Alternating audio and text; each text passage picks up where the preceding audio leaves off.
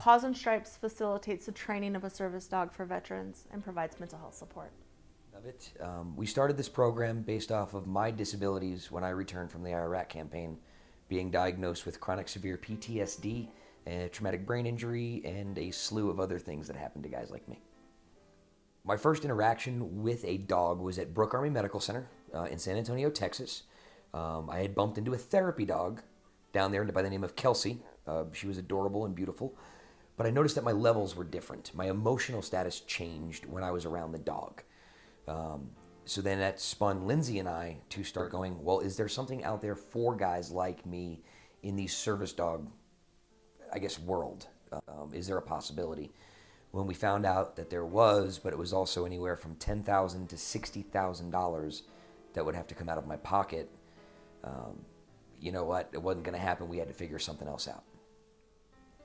What sets Paws N Stripes apart from other service dog organizations is we have our cost to $2,500 that is not charged to the veteran. That is everything taken care of for the vet, as well as support for the family.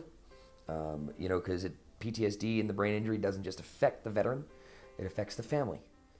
When the veteran comes into this program, we go down to the local shelters, the city of Albuquerque, Animal Humane. The veteran bonds with dogs down there that are pre-screened by our trainers. And then guess what? The dog goes home with the vet. The dog doesn't come to Paws N Stripes. Dog goes home with the veteran and lives, and then they train together as a team for however long the program takes for them. I don't look disabled. I'm not an amputee. I'm not a burn victim.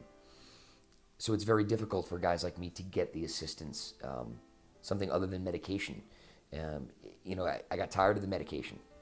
So why not throw a service dog into the mix that is customized for each individual veteran that is dealing with their disabilities? Because, the symptoms are different with PTSD and brain injuries.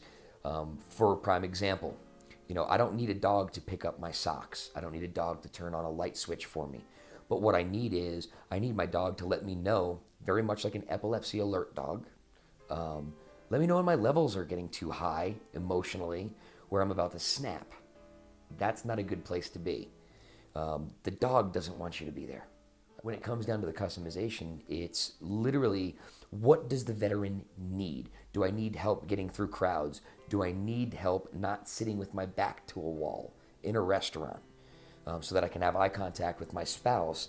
And the dog is going to let me know with a little smack of its head onto my shin when somebody's getting too close behind me, so I'm not startled.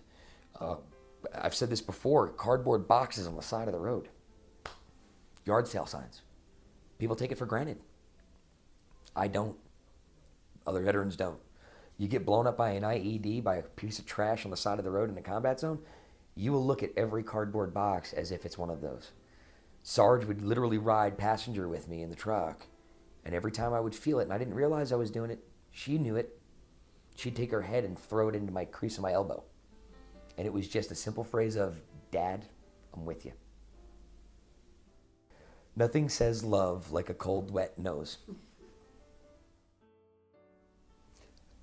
I'm going to explain to you the dog aspect in a very, very easy way. All of our dogs come out of rescue shelters. They are isolated. They do not get a chance to socialize because they're stuck in kennels. And they don't really get to experience what love is. Either give it or receive it. I felt the same way as a disabled vet. I isolated myself. I couldn't express how I was feeling. I couldn't love. I couldn't hold my wife's hand.